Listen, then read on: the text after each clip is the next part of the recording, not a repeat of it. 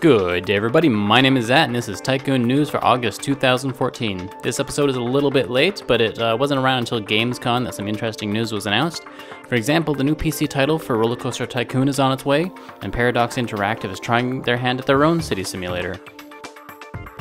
But first I want to let you know about a game that doesn't tie itself to the media cycle. Dwarf Fortress version 0.4 was released back in July. Along with a pile of general fixes, developer Tarn Adams adds many new features to the game. Where once newly generated worlds have crumbled to dust over the years, now generation events happen during play, including births, deaths, successions, invasions, and more. Combat has been revamped with moves taking place over time. Jumping and climbing over walls is now possible, rendering some previous fortress designs obsolete. And epic multi-tile trees are now appearing in the world. I'm looking forward to someone building a dwarf tree fortress just to mock the elves. Industry Empire is now available from Actologic. The game features the ability to buy property, mine and farm raw materials, research upgrades, and of course transport goods to build a large production network. While it appears the game is missing some polish on the user interface and tutorial options, seasoned Tycoon players will feel right at home. Atari appears to be keeping its promise that its mobile version of the game wouldn't be the last RollerCoaster Tycoon. RollerCoaster Tycoon World is strictly a PC release of the series, free of any microtransactions. In the game, you'll be able to build an amusement park on your own or collaborate with up to 4 players. Little information is available currently, but it's definitely something to keep an eye on. Being developed by Pipeworks, RCTW is scheduled to release early next year. From the makers of Cities in Motion, Paradox Interactive has announced their new upcoming game, Cities Skylines. The developers promise massive maps, detailed design controls, the ability to set civic policies, and divide your city into separate districts. The game will incorporate some mass transit options similar to the Cities in Motion series, but with less micromanagement of those systems.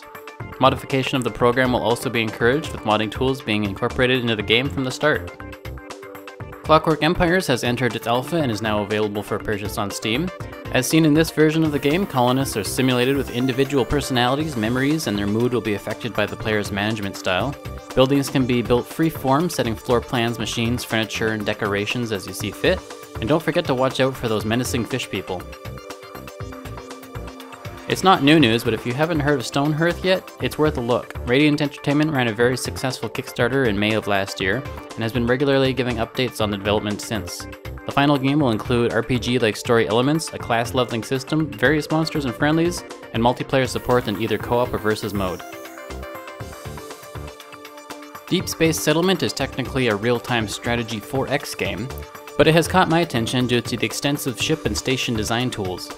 You'll also be able to explore the galaxy, mine resources, and trade with other players in the game to ultimately defend yourself from waves of AI ships. The team hopes to have a playable version of the game ready in approximately 6 months from now. Thanks for watching this episode of Tycoon News, and please consider subscribing to the channel if you want to catch the next episode.